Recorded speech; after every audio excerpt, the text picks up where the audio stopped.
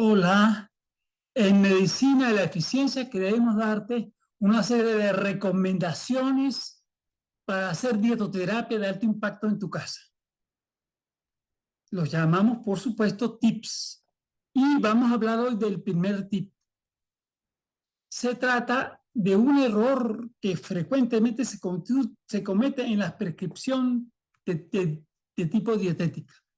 ¿Y cuál es el mayor error que se comete en las prescripciones habituales en dietética o en nutrición? El indicar cantidades excesivas de carbohidratos, es decir, cantidades excesivas de almidones, cantidades excesivas de dulces. Esos almidones aparecen, muchos de ellos aquí en la pantalla, en la imagen que ustedes ven en la parte de abajo y a la derecha. Ahora, es el, esto, la ciencia del siglo pasado decía que era así, pero en los últimos 20 años se ha venido acumulando una cantidad de información avasallante que ha hecho que abandonemos completamente ese paradigma y entremos al de la reducción sustancial de los carbohidratos porque se ha descubierto que tiene una serie de efectos negativos sobre la salud el consumo de tanto carbohidrato. Por ejemplo, el daño a las proteínas. Cuando entra torrencialmente la glucosa a la sangre, empieza a pegarse a las proteínas y empieza a dañarlas. Ese fenómeno se llama glicosilación de las proteínas. Entonces, por eso es que de emergencia el cuerpo empieza a producir insulina para evitar que ese daño sea grande. Pero siempre que comes de esto hay algún fenómeno que se va acumulando poco a poco porque es breve pero acumulativo y se van dañando proteínas. Entonces, ese fenómeno que no se conocía, al menos en su importancia, hasta hace muy poco, es un fenómeno vital que hace que la dieta rica en carbohidratos no sea buena para la salud, al contrario, hay que reducirlo. Otro fenómeno también relativamente reciente conocido es que cuando tú comes muchos carbohidratos vas generando resistencia a la insulina.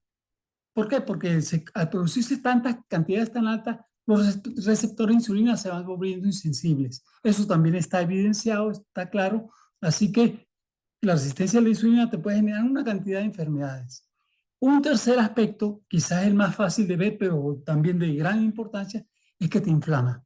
Cuando tú consumes tantos carbohidratos y hay esa resistencia, esa respuesta insulínica fuerte, el cuerpo empieza a producir grandes cantidades de ácido araquidónico, el material que usa el cuerpo para producir compuestos inflamatorios, y empieza a inflamarte de un modo completo, de un modo sistémico, en bajo grado, pero cualquier enfermedad que tengas acelerada es por este fenómeno.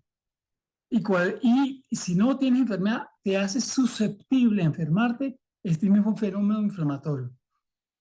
Y finalmente, dentro de los importantes impactos que podemos encontrar de este excesivo uso de los carbohidratos es el engorde. Cuando yo como muchos carbohidratos, produzco mucha insulina y la insulina es una hormona de depósito. Ordena guardar grasa y ordena fabricar grasa. Entonces vean la cantidad de efectos negativos que tiene esta dieta clásica recomendada de alto consumo de carbohidratos. Hoy los grandes expertos, los investigadores más importantes del área, ya recomiendan cosas diferentes. Y todos en general, con diferentes versiones, la recomendación general es reducir sustancialmente el consumo de carbohidratos, harinas y dulces. No dice reducir un poquito, no, de un modo dramático. ¿Qué significa? Por ejemplo, la universidad que más investiga este fenómeno del impacto de la alimentación en la población humana, habla de una reducción del consumo de carbohidratos desde el 55 hasta el 25 a 20%, es decir, una reducción prácticamente de menos de la mitad. Y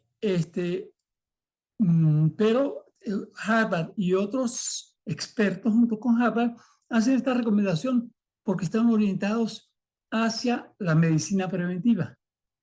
Pero hay otra corriente de opinión dentro de los investigadores de este fenómeno que es diferente. Los que trabajamos en el área clínica, que los que hacemos dietoterapia, y tratamos en enfermedades con alimentos, decimos que la recomendación de Harvard está bien para prevenir, pero que debe ser más intensa la reducción si queremos tratar enfermedades. Entonces, según esta forma nuestra de pensar, entre el 10 y 20% de las calorías deben de provenir de los carbohidratos, no más. De acuerdo a la severidad, mientras más severo es el problema de salud, menor cantidad de carbohidratos debemos consumir por los fenómenos que ya describimos. Y esta recomendación general de reducción tiene además un complemento. El consumo de estos carbohidratos debe ser integral para que el daño sea aún menor. Y además, al ser integral, pues se consumen algunos compuestos extra útiles como fibra y algunos nutrientes y otros fitoquímicos. Entonces, ahora, si yo reduzco el consumo de carbohidratos, ¿qué alimentos debo entonces introducir en ese hueco? Y la opinión sí está también en eso bastante consolidada entre los investigadores del área. Deben introducirse no más proteínas y más grasa como se cree cuando se piensa con el modelo del siglo pasado de lo que es un plato del buen comer, basado en lo que se llama macronutrientes. Hoy día se piensa en grupos funcionales. Entonces ya es diferente. Y entonces por eso somos más eficaces, porque al pensar en grupos funcionales podemos tener mejores resultados. Y entonces, pensando en grupos funcionales, decimos, el hueco que queda debe llenarse principalmente con verduras y frutas. Las verduras y frutas, además de tener fibra y una serie de nutrientes, tiene gran cantidad de compuestos fitoquímicos que regulan muchas funciones del cuerpo de un modo importante y que son necesarios para la salud y para la curación de muchas enfermedades. Entonces, este es el cambio más dramático en dietoterapia de impacto. La reducción severa del consumo de carbohidratos y el incremento dramático del consumo de verduras y frutas en sustitución de lo anterior.